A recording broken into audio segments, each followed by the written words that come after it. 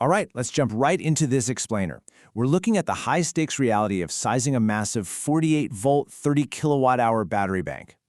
You see a lot of folks online throwing around solar battery sizing math, but they usually stop right at the basic calculations. Today, we're going way past that. We're getting into the invisible, physical forces that will either make your system hum flawlessly for decades or literally melt it down in seconds. Think about your own setup for a second, or maybe the one you're currently dreaming up.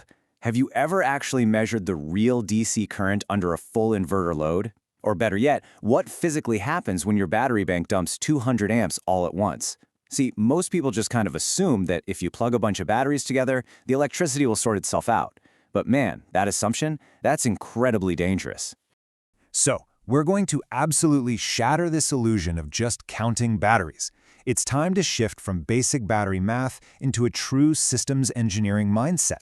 Because when you're dealing with enough stored energy to run an entire home for days on end, you aren't just snapping together some batteries, you are literally building a high-current electrical power plant right inside your house.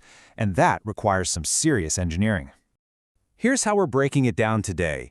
First, the battery sizing basics. Then, we'll uncover the parallel wiring illusion, look at exactly why DIY systems fail under surge loads, and wrap up with safety-first system engineering. All right, part 1. The battery sizing basics. Now, since you follow this stuff, you probably already know the golden rule. Battery storage is energy, and energy is simply voltage multiplied by amp hours. So, if we're mapping out a 30 kilowatt-hour storage goal, we're essentially looking at 30,000 watt-hours in total. And for a system this massive, 48 volts nominal is absolutely the standard. Why? Well, trying to push that much power at 12 volts is basically like trying to force a fire hose amount of water through a tiny garden hose. It just doesn't work well. Higher voltage dramatically drops the current you need to deliver that exact same amount of power. And lower current means less heat in your cables, way less voltage drop, and overall a much, much safer system. So, doing the quick math, taking our 30,000 watt-hours and dividing it by 48 volts, we get a system requirement of right around 625 amp-hours. In the real world, standard rack batteries are typically 48 volts and 100 amp-hours a pop.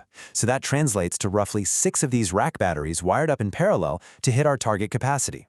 But hey, here's the catch, right? You really don't want to drain these things to absolute zero every single day. If we apply the standard 80% depth of discharge rule, our 30 kilowatt-hour bank is actually giving us roughly 24 kilowatt-hours of usable energy daily. Keeping that 20% in reserve is absolutely crucial. That's the buffer that preserves the cycle life of those lithium iron phosphate cells, making sure your massive investment actually survives for thousands of cycles. Moving on to part 2, the parallel wiring illusion.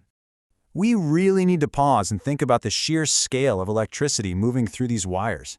If this battery bank connects to a typical 10 kilowatt whole home inverter, under a heavy AC load, it is continuously demanding over 208 amps of DC current.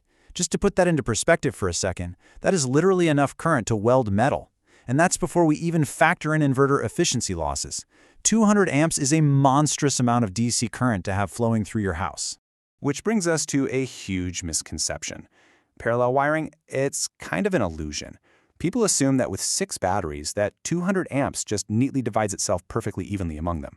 Spoiler alert, it doesn't. Electricity always takes the path of least resistance. So if you have a slightly shorter cable, or even just one lug that's tightened down a bit more than the rest, that creates less resistance. That single battery ends up carrying way more current than its neighbors. It gets overloaded, its internal battery management system, the BMS, freaks out and trips, shutting it down. And then, the remaining batteries instantly have to eat all that massive current. They trip too, and suddenly you've got a terrifying, fast-moving, cascading domino effect on your hands. Which leads us to part 3, why DIY systems fail. Look, when folks use cheap busbars, undersized cables, or worst of all, AC breakers in a DC system, they are creating choke points. They create resistance, and resistance creates heat. That heat makes the metal expand, which loosens the terminals, which, guess what, creates even more resistance. This heat loop can quickly lead to thermal runaway and completely melt your wire insulation. And here's the scary part. Unlike AC power, a DC arc doesn't just safely trip and die out. It can sustain itself continuously. Basically, you've just built an unwanted plasma torch right there in your garage. It's a catastrophic fire hazard. So let's talk about part 4, managing high surge loads. It's wild how insanely the startup surge dwarfs continuous running power. If you're running off-grid or backing up a big house, you're probably kicking on multiple refrigerators, deep well pumps, and beefy inverter air conditioners. The massive startup surge from those heavy motorized appliances momentarily blows right past your continuous inverter ratings. That translates instantly into an enormous DC current spike, hitting your battery bank like a sledgehammer. Honestly, if your bus bars and cables aren't sized to handle that specific surge, you're going to have a really bad time. Finally, Part 5. Safety First System Engineering. How do the pros handle this?